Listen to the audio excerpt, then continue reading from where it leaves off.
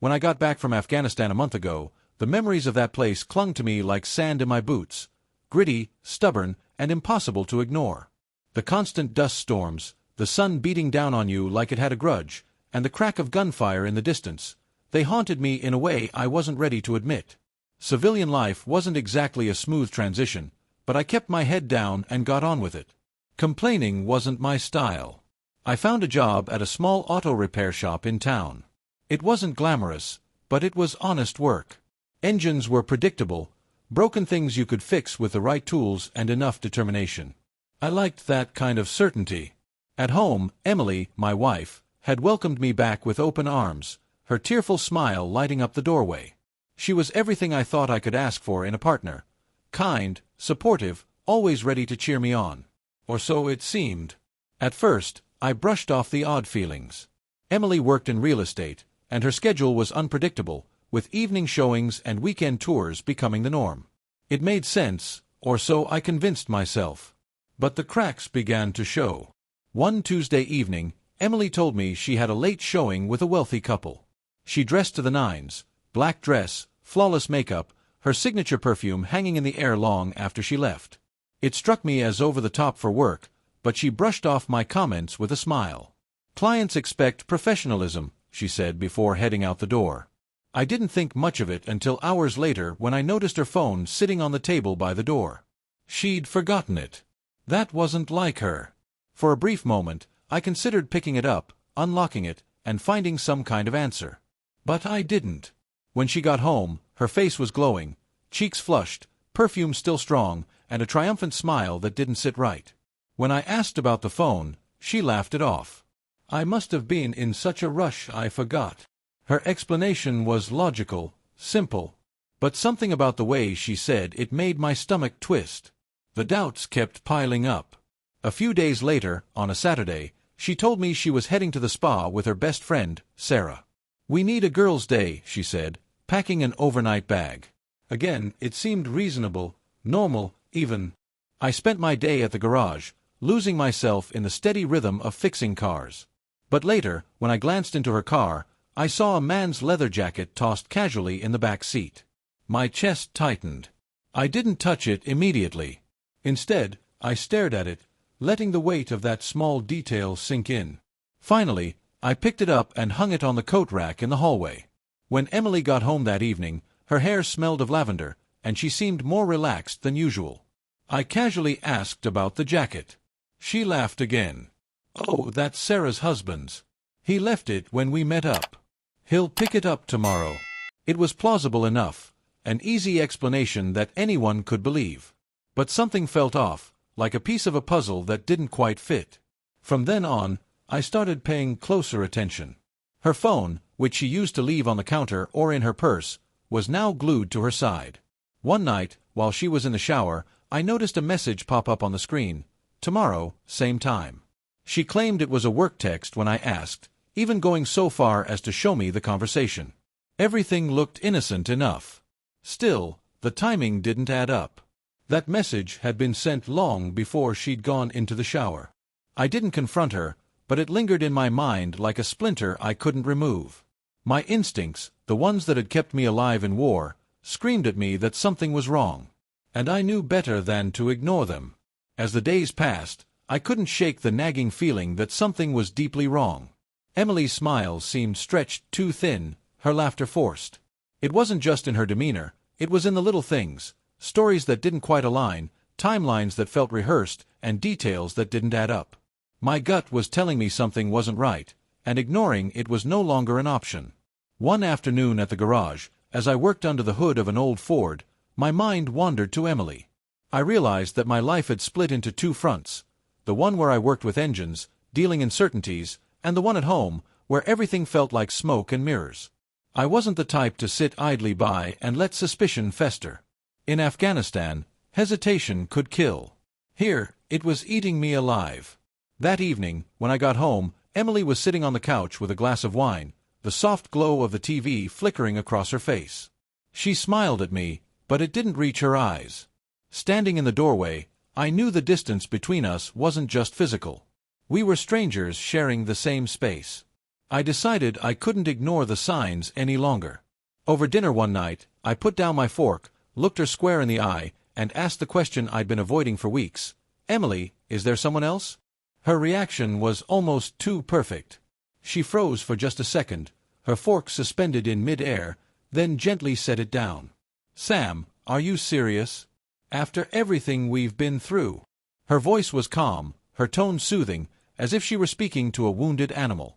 She reached across the table to hold my hand. "I know things have been tough since you came back. Maybe it's the stress, or the adjustment, but you're letting your imagination get the best of you."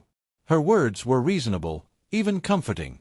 But something in her reassurance felt rehearsed, like she'd practiced it. My instincts flared, sharper than ever, but I held back. I wouldn't get answers by pushing her. Instead, I decided to take a different approach.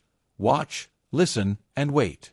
The following week, Emily told me she had a full day of house showings across different neighborhoods.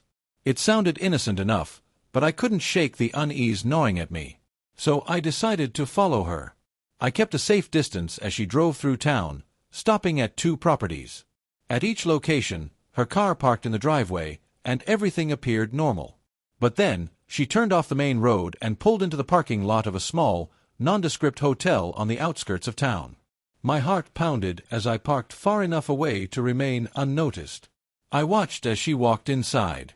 15 minutes later, she came out carrying a plastic bag. Nobody followed her, and she didn't linger. That night, over dinner, Emily recounted her day with vivid detail. Houses, clients, negotiations. Everything checked out. "What about the hotel?" I asked casually, keeping my tone light. Her smile faltered, just for a second, before she laughed it off. "Oh, I stopped by the cafe next to it. They have the best cupcakes, and I thought I'd treat myself. Want to try one?" She pulled out the bag, revealing a perfectly reasonable assortment of baked goods. Again, her story was flawless. Logical. Innocent. But her timing felt practiced, and her delivery too smooth. My trust in her words was eroding faster than I wanted to admit. The inconsistencies continued. Another day, she claimed to be at a group presentation, sending me a photo of herself in a well-lit conference room surrounded by colleagues. But in the background of that image, I noticed a bottle of whiskey and a glass with 2 ice cubes, a detail that didn't quite fit. When I asked her about it later, she explained it away effortlessly. "That wasn't for us," she said. "Another group was using the space next door." Her stories always sounded reasonable. Too reasonable. And it was the perfection of her explanations that made them feel wrong. By now, I couldn't escape the truth. Emily was hiding something. I just didn't know what, or who.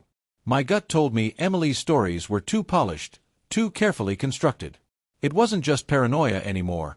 It was a storm of tiny details that refused to settle. I decided to call for backup, not the kind I used in Afghanistan, but close enough. My younger brothers, Jake and Kyle, had always been the ones I could rely on, no questions asked. Jake, a mechanic like me, had a sharp eye for details, while Kyle, a tech whiz, could uncover things most people didn't even know existed. When I told them what was going on, they didn't mock me or tell me I was overreacting. Jake simply clapped me on the shoulder and said, "Let's find out the truth. One way or another." Kyle's approach was more methodical. "We can track her movements without tipping her off. No fancy hacking, just observation. People slip up when they think no one's watching." The plan was set. Jake would tail Emily discreetly, and Kyle would dig into her digital trail for patterns. A few days later, Emily told me she had another day packed with showings. Jake followed her, keeping his distance. At first, everything seemed normal. She stopped at 2 houses and met with clients. But at the 3rd stop, her routine took an unexpected turn. Jake watched as she pulled into an empty parking lot near a commercial building. Another car, a sleek black sedan, arrived shortly after. A man stepped out, tall, well-dressed, and carrying himself with a confidence that made Jake's skin crawl. Emily climbed into his car without hesitation, and they drove off together. Jake followed them to a quiet cafe on the edge of town. From a distance, he watched as they sat at a corner table, laughing and leaning in close. There were no overt displays of affection, no hand-holding or kisses, but their body language spoke volumes. When Emily got home that evening, She told me about her busy day. She even mentioned stopping at the cafe, saying a client had insisted on discussing details in a quieter setting. Her story, as always, was perfect. But now I knew better. The next clue came from a place I didn't expect, our home. Kyle, ever observant, noticed a small unmarked key on the wooden holder by the door. "What's this for?" he asked. I didn't know. The key didn't match any lock in our house. I decided to investigate.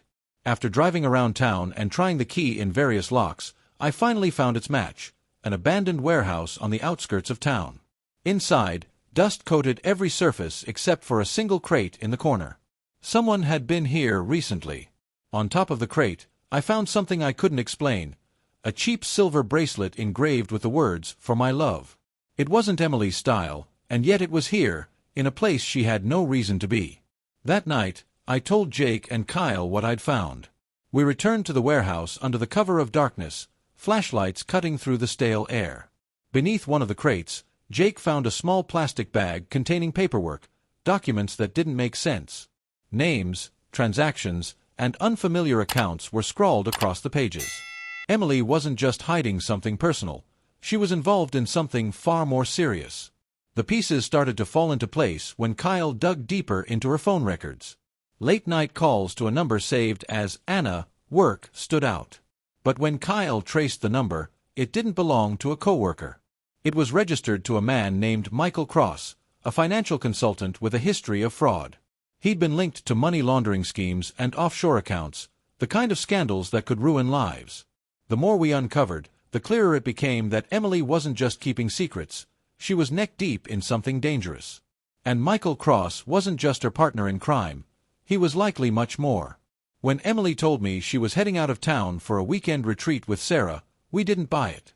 Jake and Kyle tailed her as she drove to a secluded lakeside cottage. Waiting there, as if expecting her, was Michael. They spent the day together, walking along the lake, laughing, and eventually disappearing inside the cottage. That night, the lights went out, and any lingering doubts I had about their relationship vanished with them. It wasn't just about betrayal anymore. This was bigger, something darker. The woman I had trusted with my heart wasn't just unfaithful. She was a stranger, tangled up in a world I didn't recognize. It was time to confront the truth head-on. The evidence was undeniable now, and it weighed on me like a ton of bricks. Emily wasn't just lying about her whereabouts or her relationships. She was deeply involved in something dangerous and illegal. My heart ached with betrayal, but my mind was focused on what had to be done. There was no turning back. That evening, I sat down with Jake and Kyle to finalize the plan. Emily had told Sarah she'd be working late the following Friday. But I knew better. I packed a bag, kissed her goodbye as if I were heading to work, and waited for her to leave. My brothers and I trailed her from a safe distance, watching as she drove to the same lakeside cottage where Michael was waiting. We waited until nightfall before I made my move. I returned home, parked the truck, and walked inside. Emily was there, sitting on the couch, her arms crossed and a smirk tugging at the corners of her lips. It was as though she had been expecting me. "Sam," she said, her voice sharp and mocking. "What are you doing here? Shouldn't you be off somewhere far away?" I stood my ground, my voice steady. "I know everything, Emily. About Michael. About the lies. About whatever it is you've been doing behind my back." Her smirk vanished, replaced by a glare. "So, you've been spying on me? Bringing your little brothers into this?" Her voice rose, sharp and accusatory. "You've lost your mind, Sam. This is all in your head. Paranoia from the war." I didn't take the bait. Instead, I let the silence hang heavy between us. After a long pause, Emily grabbed her phone and dialed a number, her voice cold and precise. "Get here now," she said. "We have a problem." Within 20 minutes, 2 cars pulled into the driveway. Out stepped Michael, flanked by 2 large men who looked like they meant business. Michael strolled into my home with the kind of arrogance that made my blood boil. "Where is he?" one of the men barked. Emily pointed straight at me. "There. He's delusional. He's dangerous." Before they could take another step, the front door burst open. Jake, Kyle, and 2 of their friends stormed in, weapons drawn and commands sharp. On the floor now, Jake barked. The two men hesitated for a fraction of a second before realizing they were outmatched. They dropped their weapons and got on the floor. Michael stood frozen, his confident facade cracking. Kyle grabbed him by the arm and shoved him toward the wall. Emily screamed, backing away as my brothers took control of the situation. We moved Emily and Michael to the basement, a cold and dimly lit space with exposed pipes and concrete floors. Under the harsh glare of a single bulb, they sat side by side on an old couch. Michael's confidence faltered completely as the silence closed in on him. Emily looked pale, her eyes darting between us. "You can't keep us here," Michael said, his voice trembling. "This is illegal. Do you know who I am?" Jake leaned against the wall, arms crossed, a faint smirk on his face. "We're not going to hurt you," he said. "But let's see how long your tough act lasts when it's just you, the dark, and your own thoughts." We left them there for hours, watching from a monitor upstairs as the silence chipped away at their composure. Finally, Michael broke. His voice cracked as he spilled everything: the meetings, the fraudulent deals, and Emily's role in laundering money through real estate transactions. At first, she was just a pawn, he claimed, but over time, she became complicit. Whether it was out of greed or fear, I didn't know. But she'd made her choices, and now, there was no going back. When we returned to the basement, Emily was sobbing, clinging to Michael as if he were her lifeline. When she saw me, her voice trembled. "Sam, I didn't mean for it to go this far. Please, you have to believe me." I stared at her, the weight of everything she'd done crashing down on me. "Get out," I said, my voice cold and final. "Both of you." Michael scrambled to his feet, dragging Emily with him. She stopped at the doorway, turning to face me one last time. "Sam, Don't," I cut her off. "Just go." They left without another word, their tail lights disappearing into the night. The house felt eerily quiet, almost too still. Jake stood beside me, his hand on my shoulder. "You did the right thing," he said softly. But as I stared into the empty living room, I didn't feel like I'd won. My marriage was over, my trust shattered, and the woman I thought I knew was a stranger. The next few weeks were a whirlwind of legal battles. Emily tried to fight back, bringing in a high-priced lawyer and accusing me of emotional abuse and harassment. But she underestimated the evidence we'd gathered. Michael's confession, the photos, the documents, it was all laid bare in court. The judge saw through her lies, and by the end of it, Emily was left with nothing. No house, no money, not even custody of Duke, my loyal Labrador. When the verdict came, Emily avoided my gaze as she packed her things and left. The storm was finally over, but there was no real sense of victory. Just a quiet emptiness. Back home, I sat on the porch as the sun dipped below the horizon, casting the yard in golden light. Duke rested his head on my lap, his steady breathing grounding me in the moment. Life wasn't going to be easy from here on out, but at least I had the truth. And with that, I could begin to rebuild. For the first time in months, I took a deep breath and let it out slowly. The war at home was over. Now, it was time to start over. Thank you for visited my YouTube channel. Your support, likes, and comments truly inspire me to create even more engaging content. If you enjoyed this video, don't forget to subscribe and hit the notification bell so you never miss an update. You're a part of this amazing community, and I'm thrilled to share my stories with you. See you in the next video on YouTube.